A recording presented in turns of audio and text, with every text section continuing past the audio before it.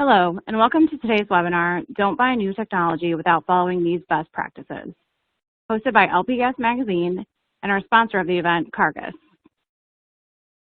I'm Allison Barwatz from North Coast Media, Senior Digital Media Manager for LP Gas, and I am today's webinar producer. Before we get started, I want to let you know that today's webinar will be recorded. You are currently in a listen-only mode. A recording of this webinar will be posted to lpgasmagazine.com/webinars and will also be emailed to you tomorrow. Now, here's how you can participate today. Please notice the Q&A panel in the lower left-hand corner of your console.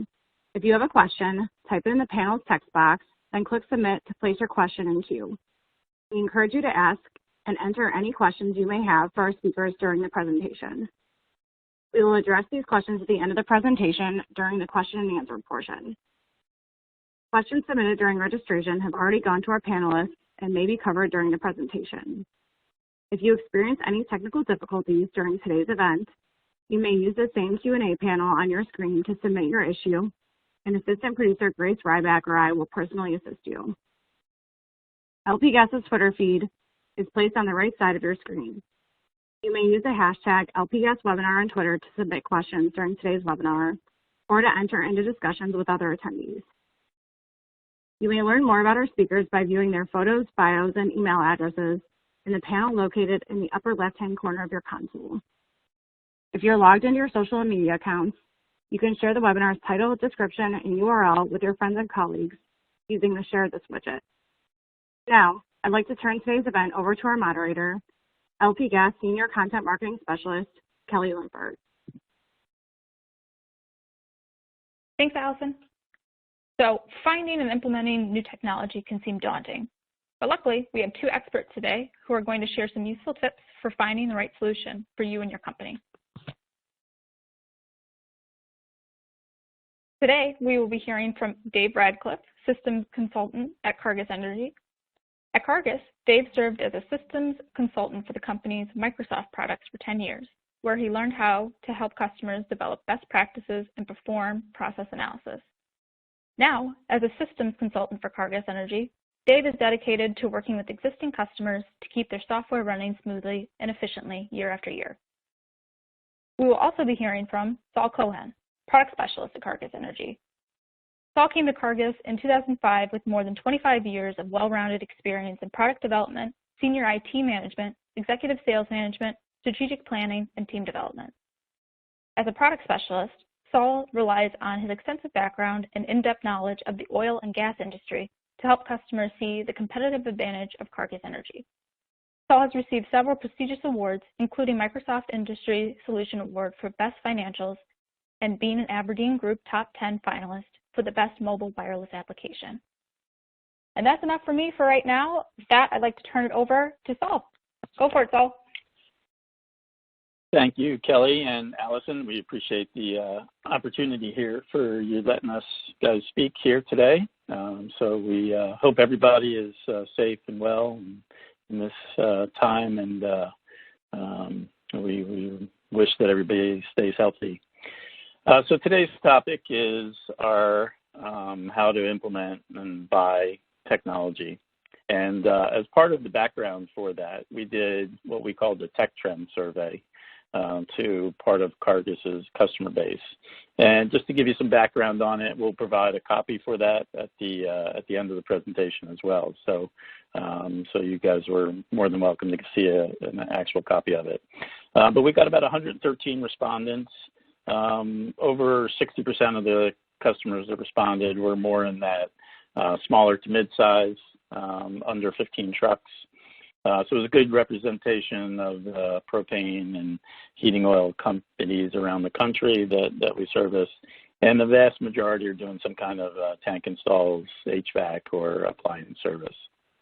With that being said, we'll give you some of the highlights here that we clipped into for this presentation.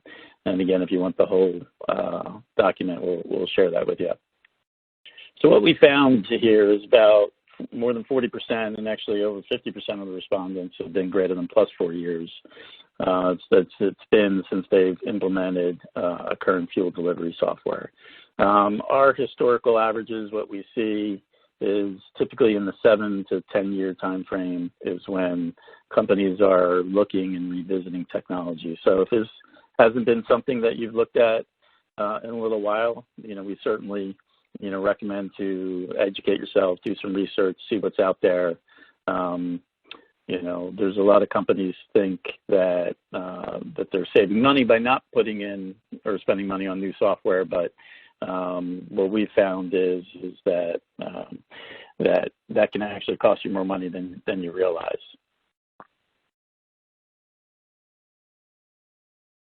So with that, again, more than 40% expect to replace the software within the next few years. So it's definitely, might be a time to at least planting the seeds. If you're not going to do it right away, at least start gathering some of the background data.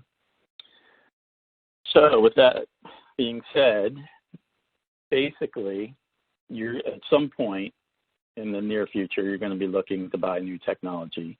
Some of the companies that we talk to on a day-in-day basis in 20 plus years.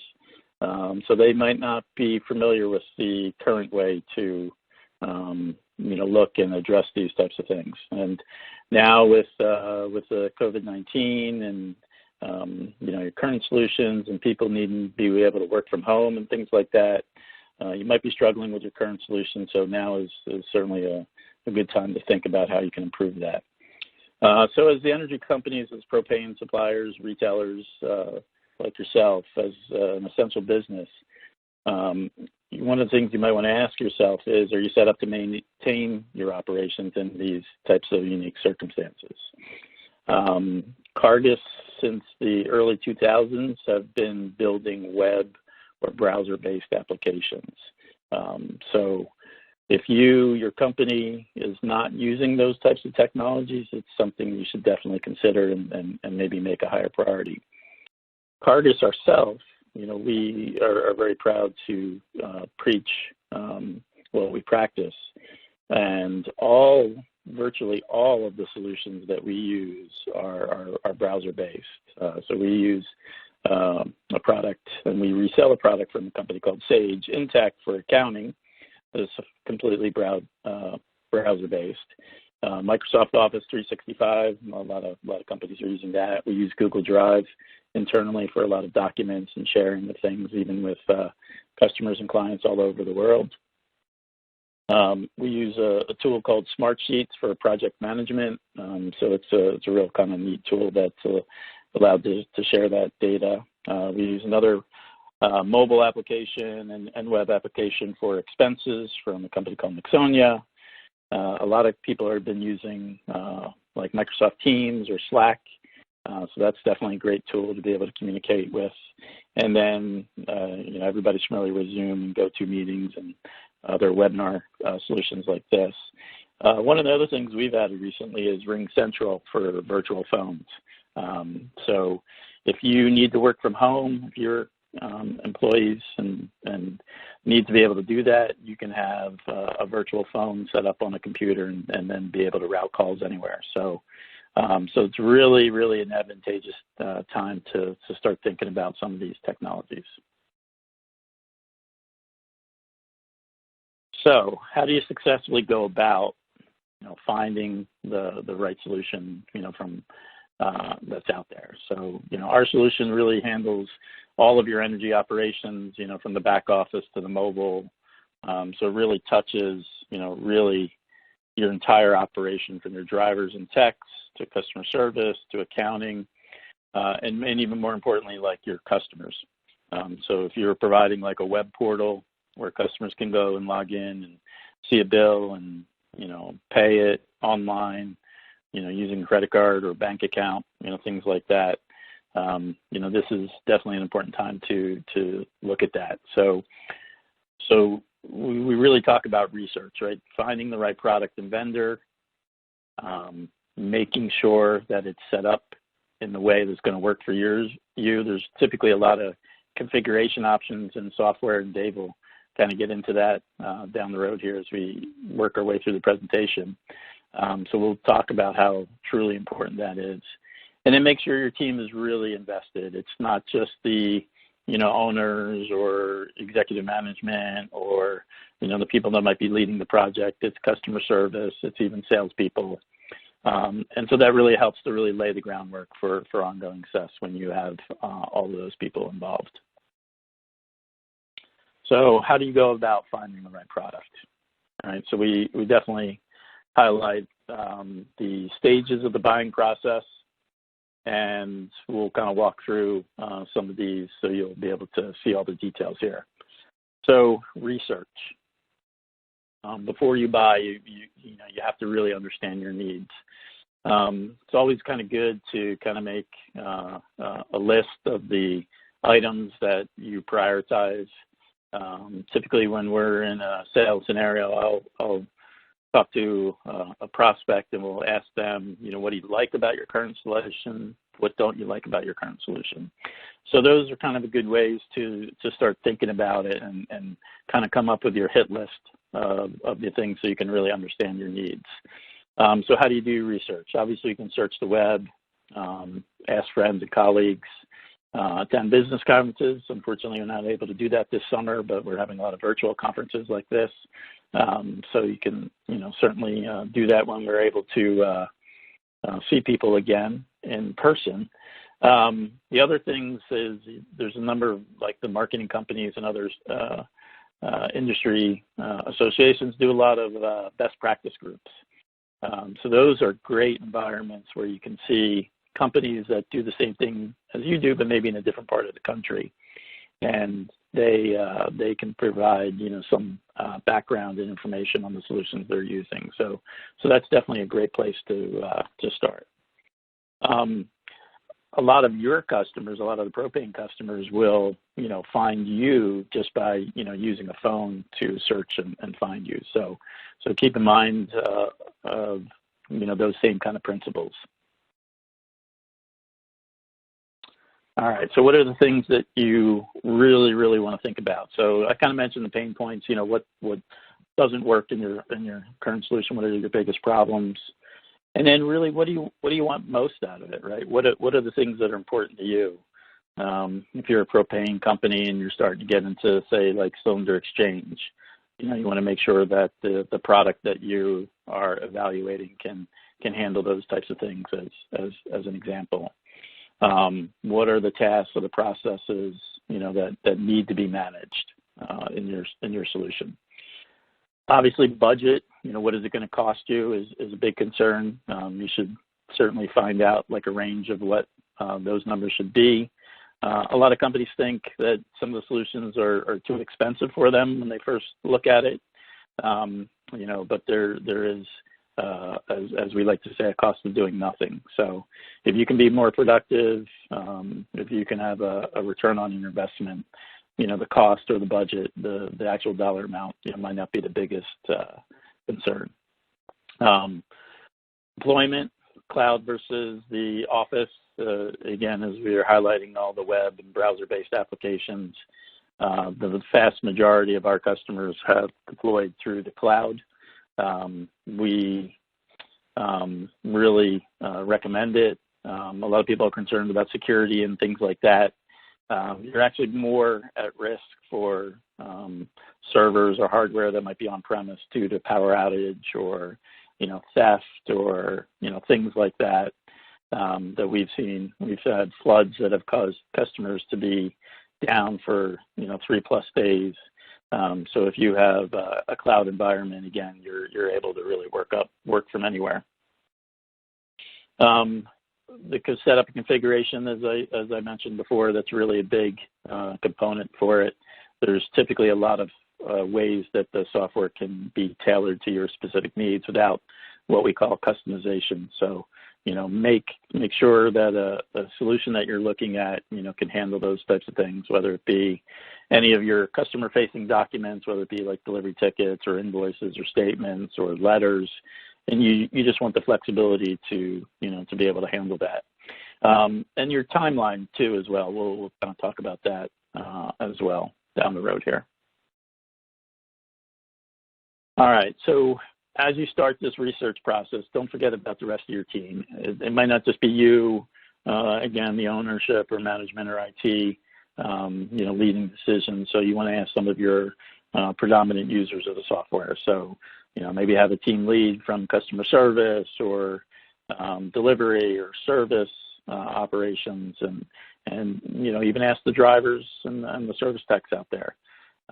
They're going to give you some feedback, especially if you're using mobile solutions, that will really be able to identify the things that are important to you.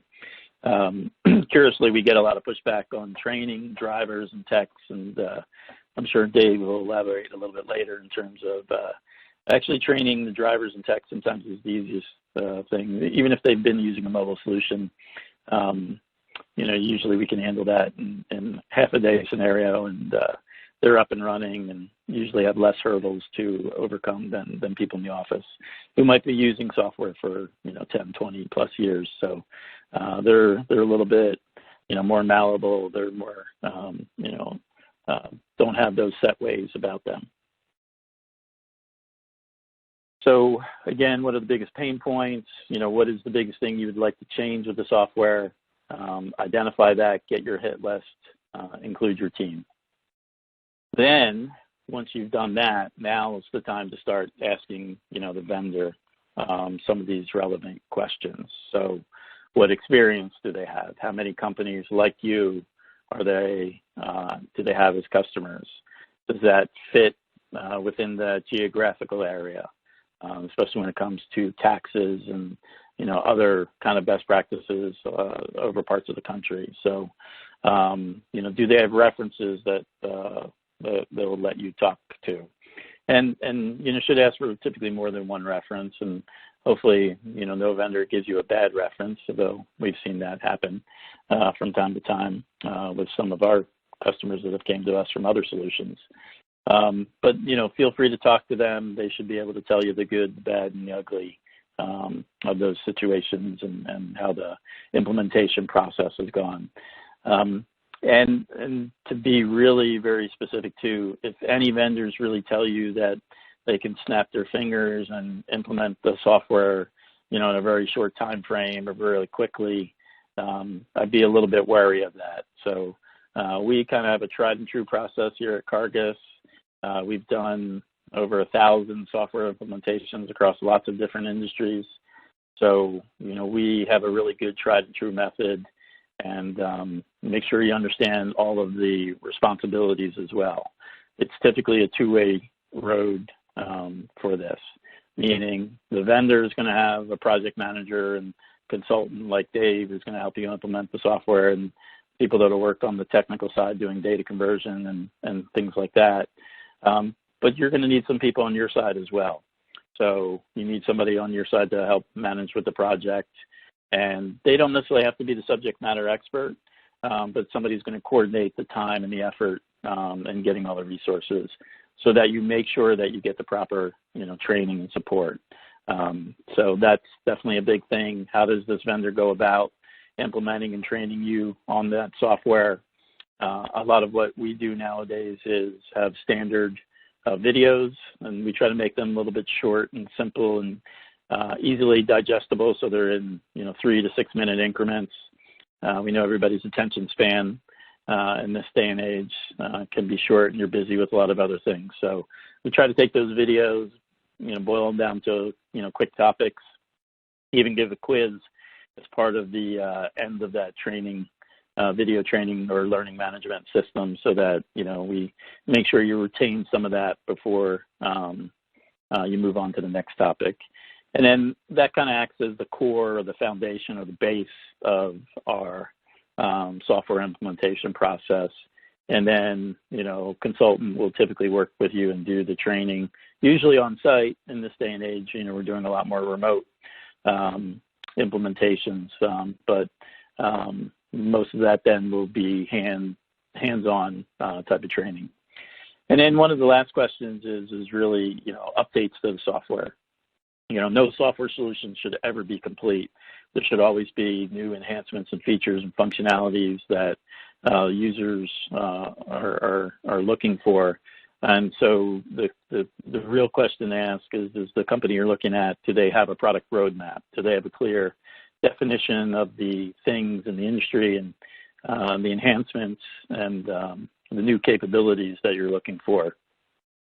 And do have a good and easy way to update your solution. So we're all kind of used to our iPhones and Android devices now, where you get a little pop-up message saying, hey, a new version is up to date, is ready, and you can update it when you see fit.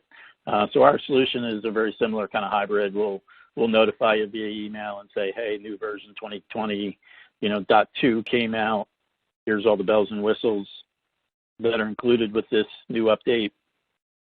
When do you want to schedule it to do that?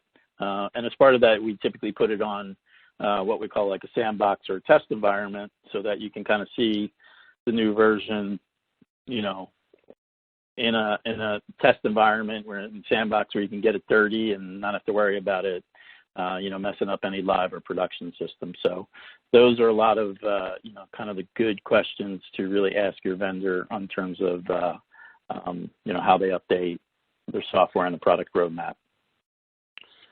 So once you've gotten some of that feedback from the vendor, right, now the question is to validate some of that data, right? Is what they're saying, does it match what their website looks like? If the vendor doesn't really have a modern website that you can, kind of see and view on a phone, I'd kind of have some doubts in my mind. Does it match with the experience, of the team, right? So they have people that have been in the industry and things like that. And, as we really highlighted, what do their references say? So at this point, once you've identified some of the solutions out there, you can basically schedule a demo. And the demo process should really be a little bit of a combo. It should be a discovery as well, meaning, when we try to present to, prospects, and as Kelly mentioned, I've been doing that for the last 15 years here at Cargas. We try to really understand, again, those specific needs, and we don't want to do what we call like as a demo dump, right? We just don't want to show every bell and whistle or feature of the software. We want to understand what's important. So, if you're offering budgets to your customers, and that's important, you want to see how that process works, make sure you understand that. If you're doing, pre-buys and contract pricing, and want to make sure the money for that is allocated accordingly, make sure you see those kinds of things. So again, work on your hit list and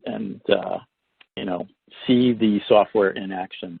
More often than not, you'll be able to view it like, via a webinar like this. In a lot of cases, we typically will go on site as well. So who should be there in the process? So you should kind of have that team assembled that's part of the selection process. Doesn't mean everybody has an equal say, because, whoever the main decision maker is, whether it's, an owner or executive who's, maybe responsible for the purchase, approving the purchase or budget, but they should definitely be involved. Again, maybe some other specific key users and anybody from, a technical standpoint, whether you have internal IT or maybe whether you have external outside resources. We see that quite often. So once you've gotten a demo, then as we mentioned before, is the return on investment. Is the solution worth it? And in order to understand if it's worth it, you need to understand, and get all the details of the specific cost. So for our solutions, there's typically three components that are really part of the cost, right? There's the software. There's, some hardware, especially on the mobile devices, if you're, looking for, to be able to handle deliveries out in the field, and service techs to do tank installs and sets and appliance kind of maintenance and things like that. And then there's the services cost. When we say services, that's more of the implementation. And those things that are involved in the services are the project management, the data conversion, the training, the setup, the configuration. And then there's always a part of that time that's maintained for what we call like a go live period. So when you're ready to go live, typically it's the beginning of the month, and make sure that the vendor is typically going to be there and help you, whether it's physically or virtually, to answer all your questions, because that's kind of when the blank will hit the fan, so to speak. And now you're struggling to remember, some of the things from a training standpoint, and you want people there to be able to answer those questions. So Dave's been in that fire a lot, and he'll share some, hopefully some good stories with us. Definitely understand in terms of ongoing costs and support and maintenance. So a lot of companies might not have what we call like a maintenance or a care plan. And usually that's like typically a percentage of the software. But what those maintenance plans can offer is enhancements or upgrades. And so it's very important to ask whether those things are included. So that might not be a direct cost given to you from the vendor initially, but what happens when they update the software in a year or so and you want to upgrade to that? Is there going to be additional costs? At Cargas, we include that all in our care plan. We also have unlimited support. So whether it be via our support site, whether you call in 24 hours a day, it's going to ring to somebody's phone, for mission critical things after hours, so that you can get a call back if you're down or the system's not running or issue like that. But make sure that you're not going to get charged for things that might be, support things that you think should be covered. Other companies might say they're out of scope. So it's good to have a clear understanding of that. So, some of those solutions might be a little bit more expensive than what their annual plan or maintenance plan is saying. So make sure you have a real understanding of what's covered in the scope of your project and then what is not. All right, so how do you evaluate a return on investment? So we see a lot of companies will have things on their websites and they'll say guaranteed 15% ROI or things like that. I'm very suspect when I see that. Each individual company is unique, and your costs and your salaries and the area that you're in, can definitely vary from place to place. So I would be wary of those guarantees, and it's certainly not a set number. So make sure you understand the qualitative and the quantitative results. So, you might save a lot of time, and that can be directly, substantiated to quantitative results, but you might have some other things from a qualitative standpoint that are just much better. Don't be afraid to ask the vendor about what expected improvements you should get. A lot of people talk about, hey, maybe you can cut some people or help and things like that. That's never something that we, like to, broadcast. You certainly can maybe make better use of your time. We had one great example of a customer in Connecticut, nice sized propane company, had 14 trucks. We were using a really old system. Again, most ROIs you'll see a year and a half range, depending on that. This company basically said within 6 months, they had actually reduced their drivers down to 12 from 14. We're delivering more product with less stops. And so, they were able to see that, virtually immediately. And that really highlights, the next bullet point there about measuring your results, right? So definitely good to have an understanding of where you stand, kind of before you start this project, and then, as various intervals as you go through this process. There usually is some kind of lull period, like, after you go live in that month or so, we can follow up typically with some best practices, especially, you're so busy trying to get used to the software and things like that. So we can follow up with that. But you should definitely be able to see some measurable results, in a short time frame. And again, don't forget about the value that it's going to provide a newer, more modern solution. Again, sometimes those qualitative things are hard to put a dollar or point on, but they definitely do have some return on investment. So now, the key points to talk about, and Dave's going to jump in here in a sec, is how you set up the software properly for your business. So, even though, you're a propane, retailer, marketer in a part of the country, what you guys do on the West Coast might be different than the East Coast versus the South or Midwest. So there's lots of different ways that you can configure the software, for your operation. So make sure you really identify that. And the best way to do is to be involved in it. So you really shouldn't think of this as, the vendor's software, because this is your solution. You want ownership of that. And again, we really want that two-way street. Somebody like Dave is going to ask you questions on, hey, if we do this in the software, this is what it's going to affect. So make sure you have a really good understanding, be involved with it. You typically can change these things later, but make sure you have good understanding and the impact of how that is going to affect your operations. And with that, I'm going to transition on to Dave here, and then I'll jump back in a little bit later with some problems and answers and Q&A as well. So on to you, Dave. Okay, thanks, Saul. So I'm going to lead you through the next part of this this webinar, and we're going to discuss some top tips about, for successfully implementing your software.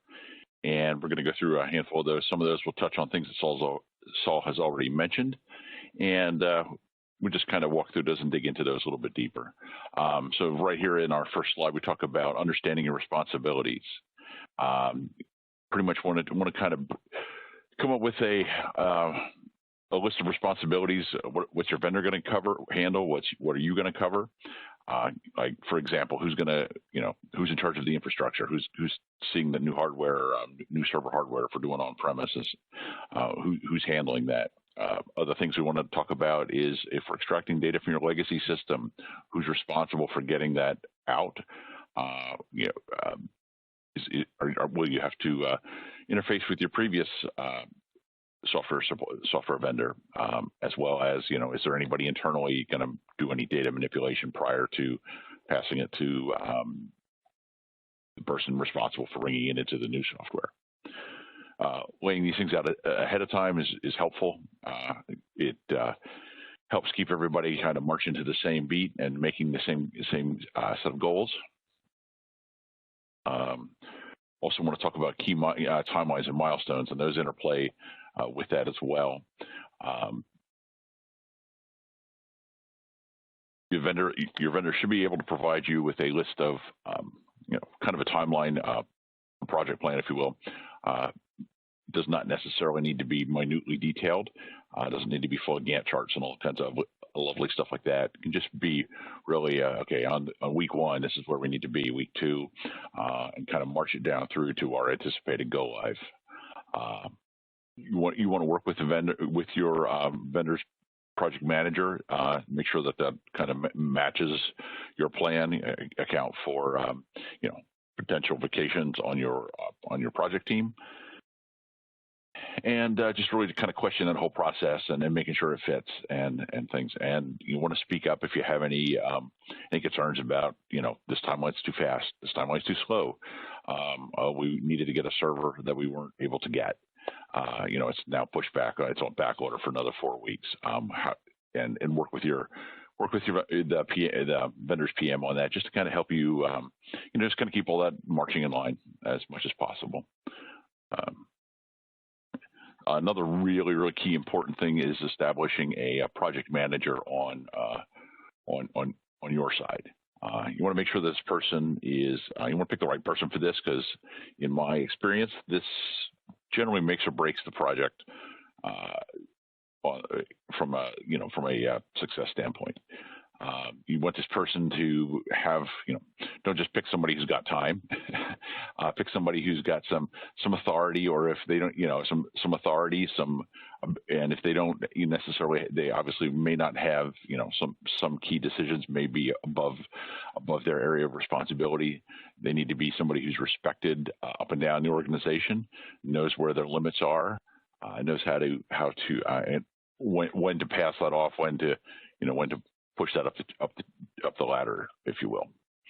Obviously, somebody who knows how to delegate. We don't want somebody that's busy doing all this themselves. some of my good experiences with that have been people who, kind of in the organizational structure have been like somewhere in the middle management area. They're well respected. They know where their decision boundaries were, that they could, say, okay, all right, this is a decision that's a little bit beyond me. I need to walk this up the ladder a little bit more to get that done. Another customer that we had that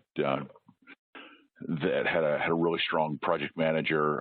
That person had an office wall full of lists, and she was kind of working towards those lists all the time. They were the focus of internal meetings when, she would, these were big, post-it note chart things stuck on the wall.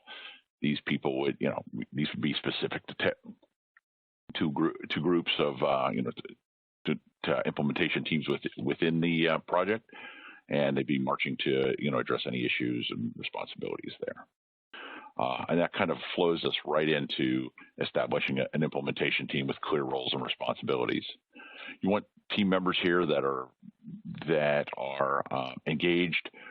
They're not afraid to speak up, and they also know when to not speak up. You want people who understand your process. Often you hear the term subject matter experts. These are the types of people we want here. People that can understand their area very well, but also see the bigger picture. These will also be people that need to have some dedicated time to work on the implementation. I mean, obviously everybody's really busy. Obviously, if they're subject matter experts, they probably already have a lot of other responsibilities going on in the company. But we want to shuffle tasks around to hopefully free them up enough to be able to allow them to focus on this to a good degree. And so we'll continue to talk about a few more tips here on the next slide. One of the things we want to talk about are understanding the decisions that we need to be making. So decisions that you might be asking yourself right now, it's a great time to ask, why are we doing this? Is this something we've always done? Other thing about, we are anticipating being able to do, maybe we want to ramp up our online presence in the next couple of years. How's the software going to work? What services and connections does the software provide to make that easy to do? Also, at this time, this is as we're doing our implementation, this is a great time to clean up your data. So obviously, the normal process in many software implementations is we're going to extract the data from a legacy system and move it into the new software. As we're doing that, now's a great time first to clean up your data in the legacy system as much as possible. And if there's things that as we're converting, we don't want to handle that, or we don't want that data in the system, let's get rid of it, let's not bring it in. It's a good time to make those kind of decisions. And just, and maybe even there's this junk that we've been fighting forever. We'd like to manipulate a little bit before as we move into the new system. Those are things we want to address. This is a good strategic time in the process. Had a customer that really kind of embodied how this is supposed to work about a year ago, and this particular person was part of a company acquisition, but he was the location manager of the company being acquired. The guy was a ninja in his old software. Totally knew it, knew how it was kind of put together. Really confident in the old software. Immediately saw as data conversion was happening, like, this data looked like this in my old system, and it looks like something slightly different in my new system. And if I fix this up and reorganize this all falls together in a much more cohesive fashion. So that was kind of a shining example of how to do that right, because as we did some work up front to clean the data. When we converted the data, went live, we didn't have a lot of going back to the going back and remanipulating data that was now in the system. We had pretty much fixed it up on the way in, which was really good. We're talking about time and effort to train the team. Training's obviously it's going to take time to train. depending on the size and methodologies we might be using, it's going to take some time because training will consist of, like typically in our implementations, training is it's kind of a multi-layer approach. We'll have what Saul had referred to. We have what we call online training, which is a bunch of video, various videos, kind of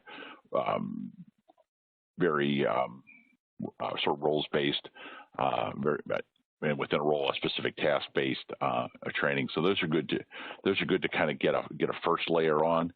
Then we like to come back through and apply another layer onto a more detailed layer on top of that.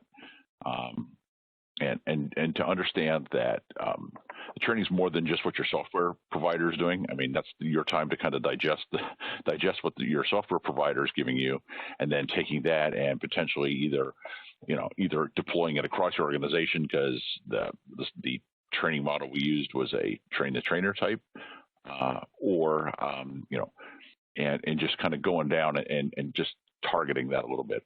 I've seen some really successful implementations where we got the subject matter experts back in there again, and they kind of led specific areas.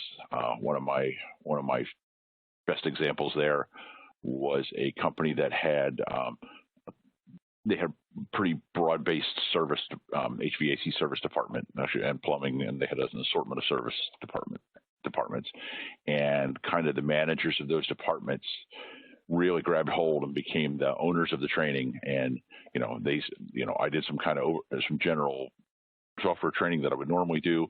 They took my training, went layer after layer deeper to each one of their people, and again, it was one of those scenarios where, because they spent the time up front, go live was a whole lot stressful. People were pretty much primed to answer their own questions, and because of that whole sort of trainer thing, they actually had a whole internal escalation process to be able to handle that. And of course, we talk about testing in all that we do here. This is the time, as we're in the implementation phase, and in a typical Cargas implementation, we do a couple of data passes. We do like a preliminary data pass where we kind of just start with some known, based on an interview process with our customer. We know kind of what to expect with the data to bring it in, and we'll kind of get it, I want to say, about 75% of the way there. Customer now gets to see it in the new system, and now they can see, okay, well, that didn't work, so I'm going to actually refer to the previous bullet point. Okay, so I need to clean up some data, or we need to do this differently. Then this puts us back in and lets us test. We test with data, with data that we know, customers that we know, trying to do processes that we know. We like to have what we call a day in the life, where while you don't necessarily replicate the entire day, you kind of cherry pick a day of deliveries, and you say, okay, what is this going to look like in our software as we do it, in the new software as we do it. So that's really good, and the more you can test and get the stuff ahead of time is good. And as you're testing, you will likely find potential data issues, or perhaps even there's a process issue that needs to be addressed. Typically, you want to report that through some mechanism. During our Cargas implementations, we actually use the same ticketing system that we use for our support, and that enables us to route tickets to the appropriate responsible party, and we can track them. And it's part of the weekly project review meeting with our customer to review and say, hey, okay, so here's what you brought up, here's the resolution, or if we need to go dig some more, like, okay, so what exactly do we want to do with this? There's a couple ways to go. Any testing we do up front reduces the surprises on go live day. All right, and moving right on to the next slide here. We want to make sure your team's on board. That's key. You can't just have a couple of people who think this is the greatest software ever, and nobody else likes it. That's just generally not going to generally does not work well. So we want to make sure that we get our team involved in this process throughout. we keep coming back that we talked before about subject matter experts. These are our key team members who are going to be involved in our research. They're going to have specific roles that we want, and we're going to gather some of their opinions and recommendations that they might have there. Not say we necessarily operate on them or activate on them, but it is something we want to consider. Also, a great idea is to have some cross-functional team meetings to be sure that so the way we want to go, is this the right way? Example here would be so let's say the service operations wants to configure the software a certain way. So if that meets their needs, does it also meet needs that the management team might want to see from a like a revenue reporting perspective or some other management methodology, and does it provide our accounting team with the information they need? Sometimes what we end up needing to do in some cases is either have some compromises or find out ways to address everybody's the key stakeholders and make sure that they get their stake in the process. We also want to allow, as this is going on, people are going to disagree, which is a good thing. Actually, I don't want to say you want to foster disagreement, but you do want to allow for people to speak their minds respectfully and freely, so that you can actually, so that sometimes challenges some thinking, and actually you often get some better ideas. The result ends up being better after we've kind of, merged some of those ideas together. And as we're going through this, there's also somebody else who gets impacted in this software implementation, and that's your customer. Something that's really smart to do is to kind of give the customers a little heads up. I have one of my customers, actually more than one. I typically encourage it during an implementation to put out some kind of a mailer or some kind of thing to kind of alert your customer that, hey, on July 1st, we're going to switch over our software. When we do that, you're going to see some things change. Here's what your invoice is going to look like. Here's what your statement's going to look like. By the way, your customer number is going to change. You used to be in customer number ABC 123. Now you're going to be customer 025930. Just to kind of alert them to those changes. Because they get all of a sudden, that first week you've got customers seeing new types of delivery tickets and new processes. They're going to be calling into you, trying to get those questions answered at a time when you're busy trying to just digest this whole go live. I've seen customers do this well. I've seen customers who haven't told their end customers anything, and it's nothing but phone calls the first week.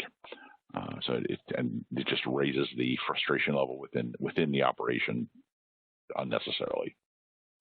And if you have any website or portal or any sort of outgoing customer focus, make sure to highlight that often. So now we're going to talk a little bit about user adoption and how to get our users to actually like what we've got here.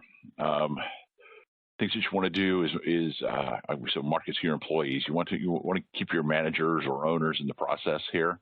We want them to kind of sort of tout some of the gains that this new software is going to give us. Some of the things that the new process, like our implementation process, will be providing us is like an overview or setting the stage for some future plans. And we want to keep on doing kind of like clear and ongoing communications. I've had a couple customers that they periodically have a company meeting and say, okay, here's where the step is, and here's where we are in the process. We're at the beginning of the process. This is what you're going to see. You're going to see these software consultants come in, and they're going to be talking to you. Well, here we are at this process, and some testing, and just kind of getting some feedback, and just don't make it a mystery, because then that's when the gossip starts. So if you can provide clear communication, that's always a good thing. And you want to recruit your management team to walk the walk.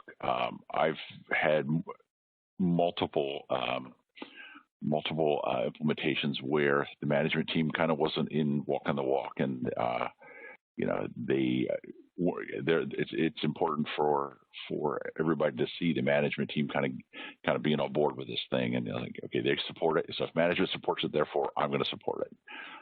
It just sends a really strong message to your people. And you want to use that implementation team of subject matter experts to engage the peers. There are cheerleaders. They can be they can share what's going on. They get some informal feedback from their customers, from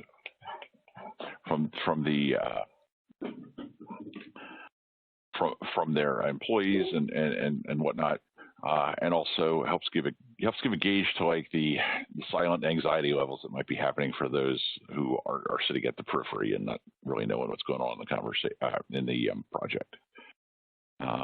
Also, to help user adoption, you want to hold internal workshops and internal specific training, kind of the mini training session type thing.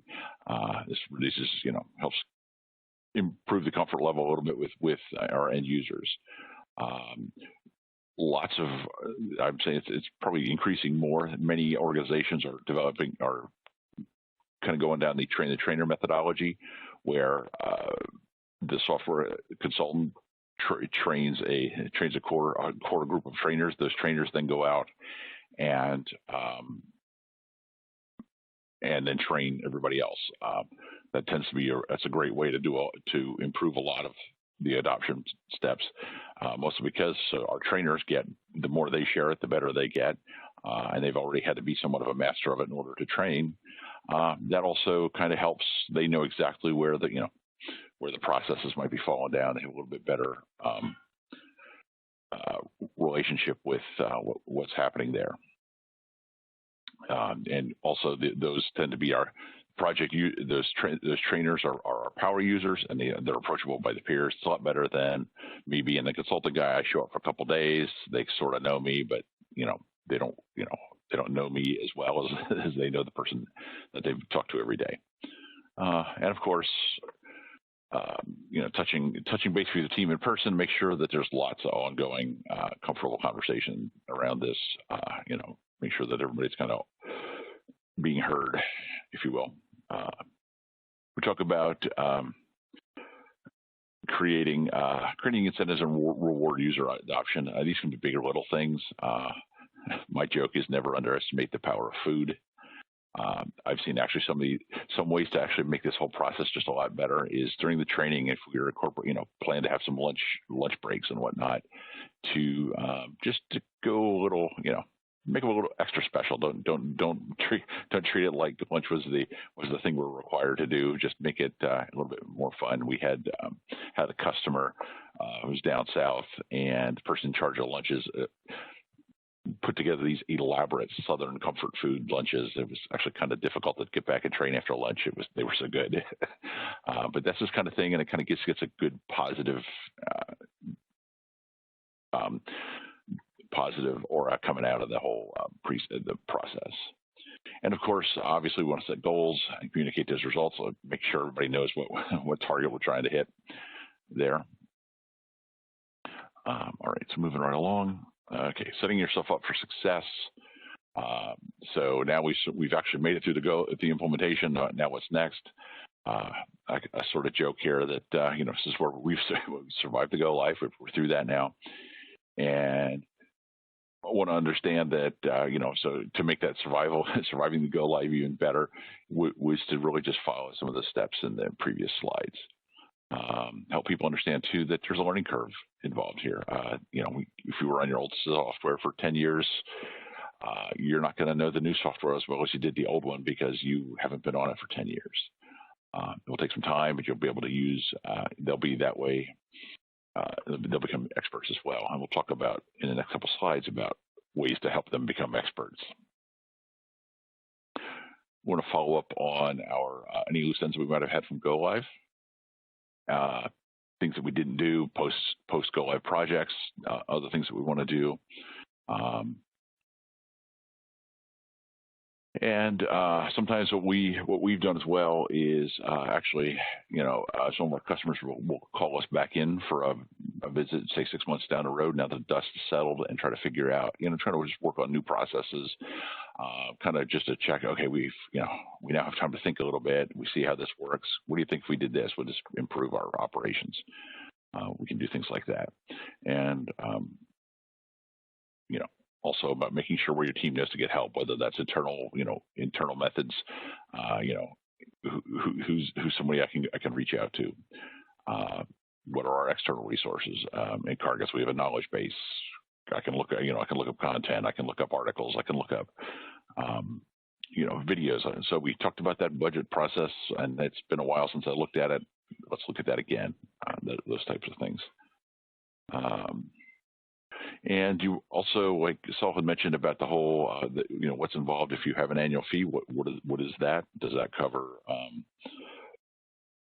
What kind of support does that cover? Does it cover any content like videos, article, knowledge base, those types of things? How much support do I get? What's included with support? What do you consider support? What do you consider additional training? Those types of things.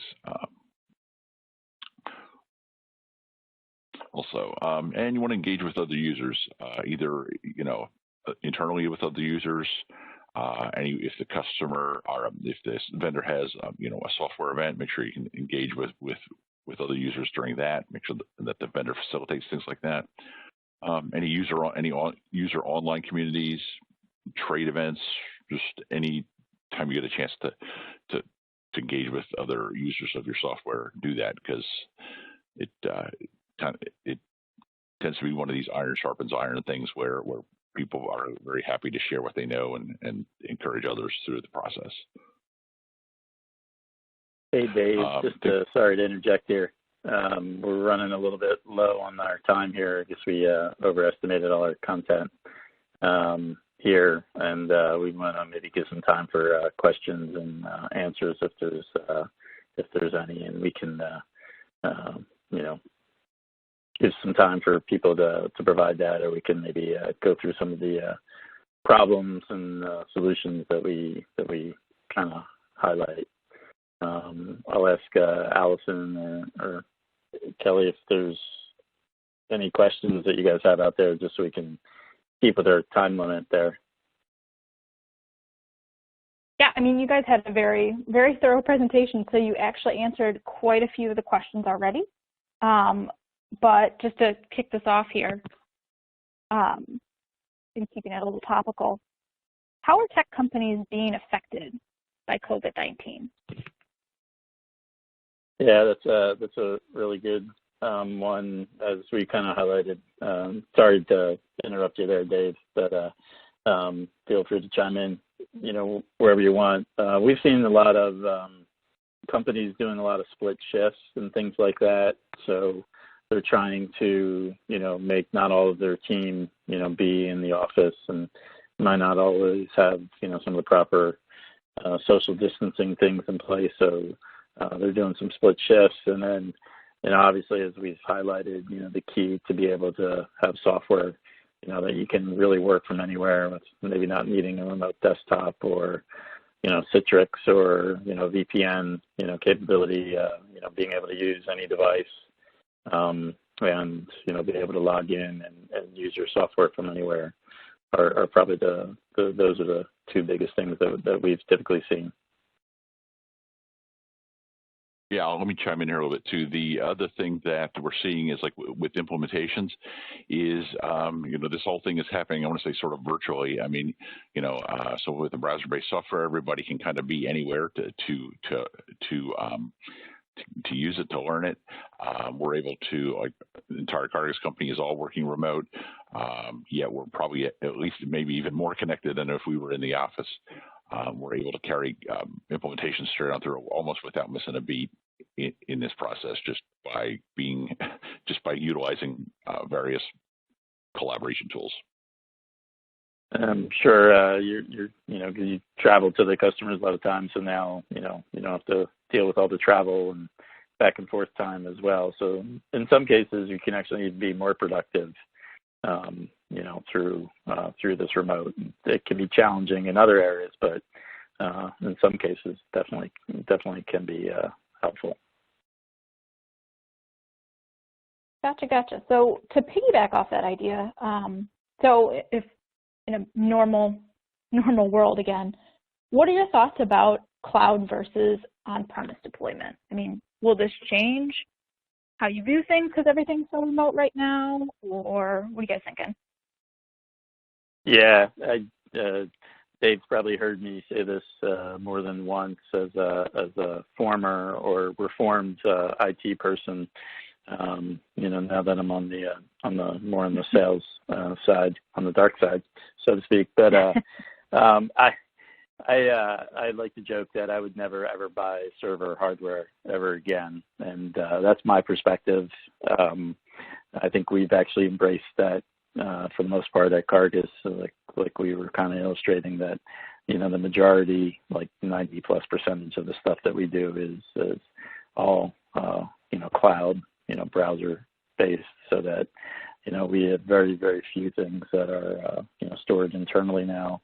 A lot of people get worried about security and things like that, but I think, as I was mentioning previously, that you're more apt to have something happen from a local standpoint than you are through a secure cloud-based environment. Everybody's used to online banking, and you have a secure ID where you can log on and see your banking information. It's all SSL, secure, encrypted technology. So it's definitely for the most part the way people go nowadays.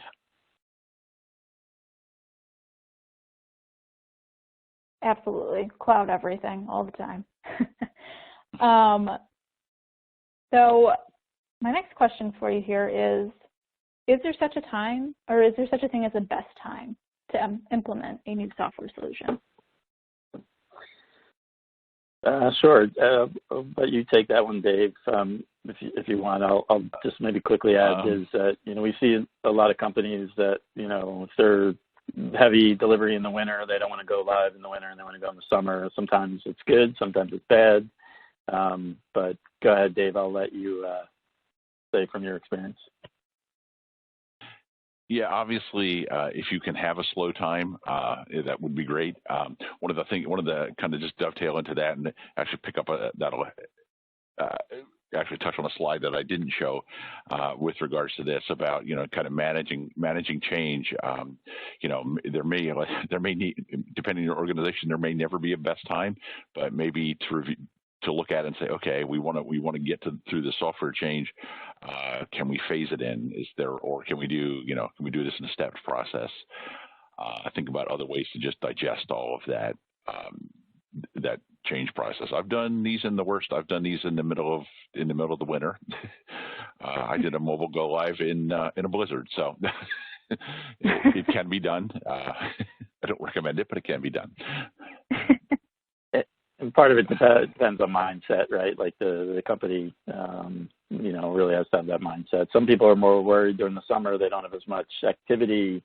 So when you're trying to do routing and dispatching, they're not used to that. So there is definitely a fine line in between, having enough time and being busy enough and kind of replicating, what your business model is during your peak times. Makes sense.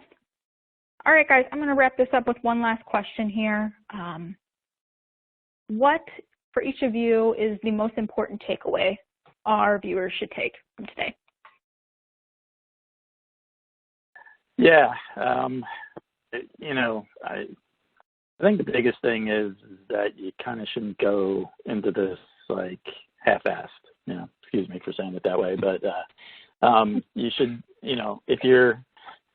we see a lot of companies that are kind of just searching and kind of testing the waters, so to speak.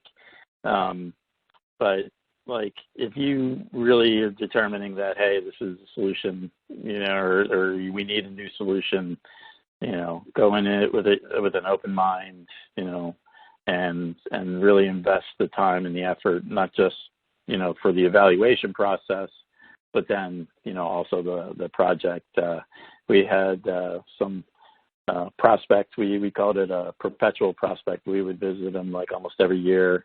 And this one company, they would just buy like new trucks every year, and not always, replace old ones. They would just buy new trucks, and we would really try to, gently tell them, like, look, if you bought one less truck a year, you would be able to afford, putting in the software, and it will really pay for itself. And they finally actually just jumped on board last year. So that was like after 10 years of repeated, visits and demos and things. So, when you're ready, commit to it and go full force. Yeah, my takeaway here would be, basically own your implementation. I mean, this isn't the vendor trying to ram software down your throat. Once you bought it, this is a great time to team up and be, to pull together as a team of vendor customer, and just be able to really grow. Use this as a stepping stone to grow your business. And just to piggyback that, one last thing. Sorry, it should be a partnership too. It should be a collaborative type of effort. So, we've become friends with a lot of our customers over the years. We see them in our annual trade show and event. And so, it should be a collaborative kind of group partnership, and it shouldn't be adversarial. You might have issues or questions at times, but usually they can be worked out. Awesome. Makes a ton of sense. So thanks again to both of you guys. I know I learned a lot of stuff from your presentation. Now I'd like to turn it back over to Allison for a few closing notes. Thanks, Kelly, and thank you to everyone for attending today's webinar. Don't buy new technology without following these best practices, hosted by LP Gas Magazine and our event sponsor, Cargas. If you have any additional questions for myself or our speakers, you can reach out directly via the email addresses you see on the slide. You can find a PDF version of today's slides to download in the resources box on the right side of your console. Finally, recording this webinar will be emailed to you tomorrow and posted to lpgasmagazine.com/webinars. Upcoming webinars from LP Gas also will be posted to that page. In fact, you can already find information there about our next webinar, how to access your gallons, margins, and profits instantly, which will take place in July. Thank you all for attending, and we hope you'll join us for another great webinar next month.